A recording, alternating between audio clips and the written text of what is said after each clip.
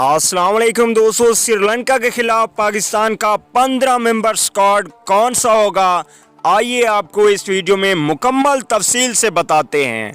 तो दोस्तों हमेशा की तरह इस वीडियो को आखिर तक देखना है और इसमें 2 खिलाड़ियों की वापसी हो रही है, वो कौन से हैं ये भी आपको बताते हैं। लेकिन उससे पहले अगर चैनल को सब्सक्राइब नहीं किया तो बराए मेहरबानी चैनल को सब्सक्राइब करें और साथ में लगे बेल आइकन को ज़रूर इनेबल कर दें।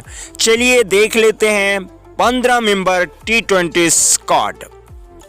तो दोस्तों पहले नंबर पे होंगे ओपनिंग बल्लेबाज फखर जमान और इनके साथ T20 में दूसरे बल्लेबाज होंगे अहमद शहजाद।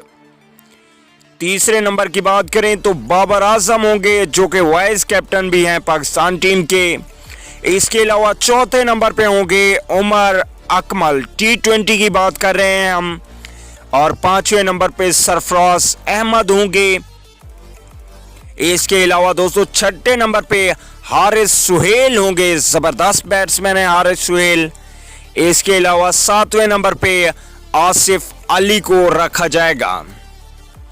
अगर बात करें 8वें नंबर की तो ऑलराउंडर होंगे शादाब खान। इसके अलावा 9वें नंबर पे होंगे ऑलराउंडर इमाद वसीम। अगर बात करें 10वें नंबर की तो इफ्तिखार अहमद होंगे, न्यू हैं, टैलेंटेड खिलाड़ी हैं इफ्तिखार अहमद। इसके अलावा 11वें नंबर पे होंगे Mohammad Aamir, fast bowler.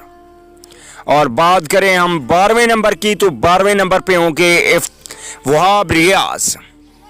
13वें number पे होंगे मोहम्मद नवाज जो कि स्पिन बॉलर हैं। इसके अलावा 14वें नंबर पे होंगे फास्ट बॉलर मोहम्मद हसनैन, बहुत ही अच्छी बॉलिंग करते हैं हसनैन। और 15वें नंबर पे रखा जाएगा उस्मान खान शिनवारी को। तो दोस्तों ये था 15 मेंबर स्क्वाड जो श्रीलंका के खिलाफ 3 T20 मैच में पाकिस्तान टीम का हिस्सा होगा।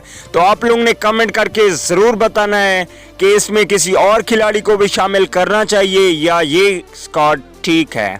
अहमद शहजाद और उमर अकमल की वापसी T20 में बहुत ही ज़्यादा ज़रूरी है क्योंकि पाकिस्तान के पास हार्ड हिटिंग के लिए इन 2 खिलाड़ियों के अलावा और कोई आसिफ अली मौजूद है, बस बाकी बाबर आजम और नहीं है। इनकी वापसी ज़रूरी है। तो आप लोगों ने कमेंट करना है कि ये ज़रूरी है या नहीं। अगली वीडियो तक के लिए इजाज़त दीजिए। अल्लाह निगहबान।